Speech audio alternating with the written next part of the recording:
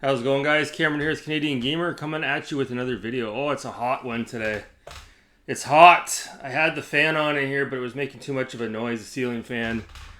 And so we'll leave it off for the video here, but I do apologize if the beads of sweat are rolling off my head here. So, back from Halifax. As you guys saw in my last video, those of you who checked it out, I appreciate it. Had a real good time down at the Halifax Harbor. Wow. It was tough to come back, let me tell you. So if ever you're thinking about taking a trip to Canada, you should definitely put Halifax, Nova Scotia at the very top of the list. I would highly recommend it. It was amazing. I can't wait to go back. So today, a little bit of a rant video here. It's not going to be very long again. Pretty hot today. I don't want to spend 20 minutes ranting. I want to be able to sit in front of the fan and keep cool. We're talking about the Nintendo Direct that happened a couple of days ago, and more specifically, we're going to rant about the fanboys, the cult that surrounds themselves around anything Nintendo related. And, these days, those rabid fans of anything Nintendo, it reminds me of people who, and I hate to say it because I just purchased one, who buy everything Apple related or Tesla related. They're all about the brand, and it doesn't matter what the company or the corporation puts out, whether it's a garbage product or something that's really good. You guys will be right at the front of the line, pumping your chest out. Oh, look at this! Look at this! Oh my god! Oh my god! And it's the same thing with this Nintendo Direct that happened a couple of days ago. So Nintendo has announced their, I don't know if it's a full-blown remake or a remaster. They're coming out with a remaster of Super Mario RPG. Now, I can remember, I'm going to piss off PK in the universe here because this is his favorite game, allegedly. I can remember, again, back in those days, in 1990, what was it, 95? I remember going to a corner store and renting Chrono Trigger. And at that point, I had never dabbled in a full-blown RPG before. I remember when I rented Chrono Trigger, at that time, you got to remember, I was buying all the magazines, Electronic Gaming Monthly, GamePro, Nintendo Power, and I knew of the company Squaresoft. And when I rented Chrono Trigger, I was blown away. It was just absolutely incredible at the time. Not so much today. I can't really go back and play those games at my age. I've sort of moved on to more mature games, if you will. But yeah, at the time, the 12-year-old boy that I was really impressed with Chrono Trigger. And then I remember renting Secret of Evermore. I actually ended up purchasing that one. And then, of course, I was playing A Legend of Zelda: Link to the Past. Not really an RPG per se, but you get the picture. And then I remember, obviously Donkey Kong Country came out, and 3D rendering was all the rage. And then in 1996, a late release for the console, Nintendo, because at that point Nintendo and Squaresoft were in bed with each other, and Squaresoft wasn't releasing games for any other platform. Nintendo releases Super Mario RPG. Now, I remember going to the corner store and renting that, and I thought that game sucked balls. And I'll explain why, for a number of reasons. The first reason is, back in the day, anytime you played a game that had an isometric viewpoint, so that's where, like, you're looking at the game, but the characters are like on an angle. The whole map is on an angle. The whole world is kind of like on an angle. So like when you press up on the D-pad, your character is walking northeast, as an example. When you press down, your character walks southwest, and so forth. So I remember playing that, and I couldn't believe it. I'm like, why the fuck did they go with the overhead isometric viewpoint? Because you have games like A Link to the Past and Chrono Trigger that were just overhead view. Or another example, not an RPG, but Zombie Ate My Neighbors, just overhead view. Up is up, down is down, left is left, right is right.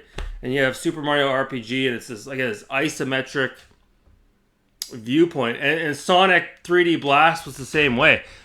Couldn't stand games that used the isometric viewpoint. Could not stand it for the life of me, and a lot of people out there were in the same boat and echoed the same sentiments. So you had that issue going for it. And then you have Nintendo, you know, on this hype train of 3D rendering, and they went with it in Super Mario RPG, and I thought it looked terrible. It looked so plasticky.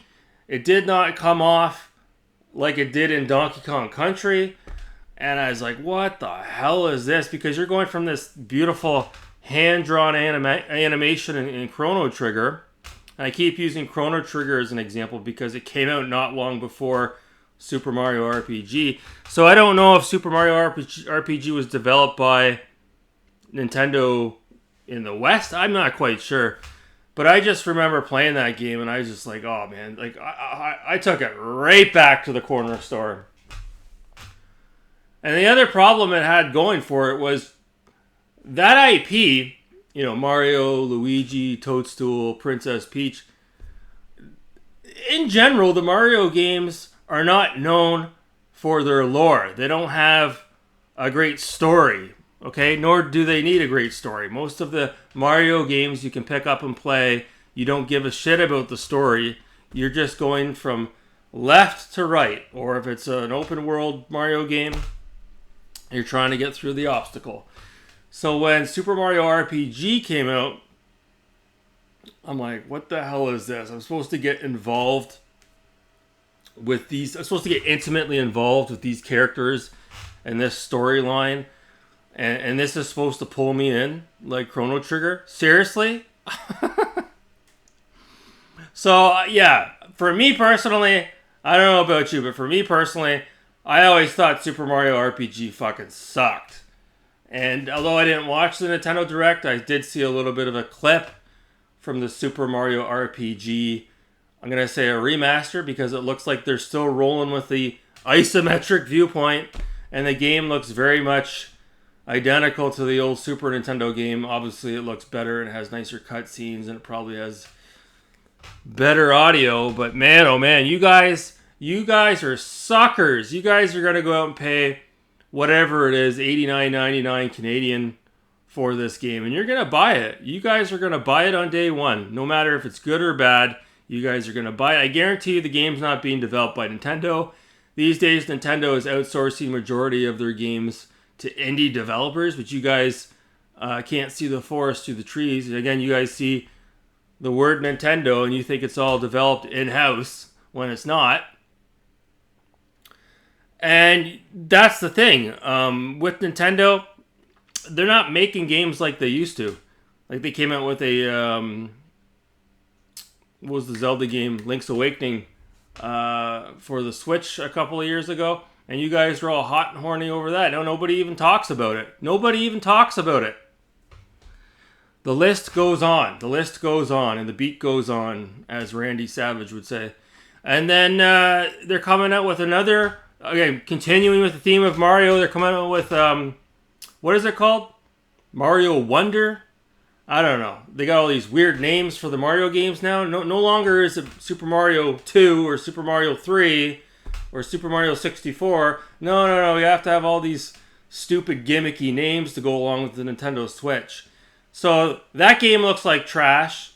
I saw the gameplay trailer for that. It looks like absolute fucking trash. It looks like Super Mario Run on iOS, Android. Looks like a fucking Flash game. Again, you guys are all hot and horny over that. And now Nintendo's coming out with a Princess Peach game.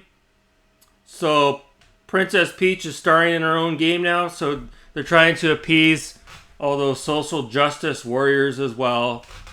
Oh my god, Princess Peach! How come the female character doesn't have her own game? Where's the equality in this? Oh my god! Where's the diversity in this? Oh my god! Give me a fucking break. Yeah, you Nintendo fanboys, you guys are out to lunch. You guys are out to lunch, especially you grown-ass men. You know, I hate to toot my own horn, but I'm looking forward to Starfield and Alan Wake 2. Okay, these are mature games that an adult can sink their teeth into. And meanwhile, you got these grown-ass men and women that are excited for these games that, let's be honest here, are geared towards those under the age of 12 years old. So it's like, oh my fucking god. But I guess it makes sense because a lot of you guys out there that are Nintendo fanboys, you don't have an Xbox Series X, you don't have a PS5, you don't have an RTX card, okay? You don't have the means to play these big guns that are coming out. You can't play these heavy hitters, okay? You have to just stand by your little niche. I call it a niche, but there's probably more Nintendo Switch out there than there is PS5 and Xbox Series consoles combined, but you have to stand by your little outdated handheld console and wave your little Nintendo banner around. Oh my fucking god. Jesus. Fuck. So, yeah, that was just my rant. I have to laugh when Nintendo puts out these directs. And you guys come out with your dicks right in the air, all hot and horny, all over these mediocre games that are being developed by indie dev teams that you guys are going to pay full retail for. And again, Super Mario RPG, it's not that good. And if you really wanted to play it, you could probably go out and get a real copy of it for the Super NES. And it'll probably cost you less than what it's going to cost to buy it for the Switch. So, yeah, that's the rant for today. Fuck Super Mario RPG, fuck the Switch, fuck Nintendo Direct, and fuck all you guys that are hyping up Nintendo. You guys need to get a life. Anyways, that's going to do it for me right at the 12-minute mark. That's going to do it for me, guys. Thanks so much for watching. You people are wonderful and beautiful. You take care.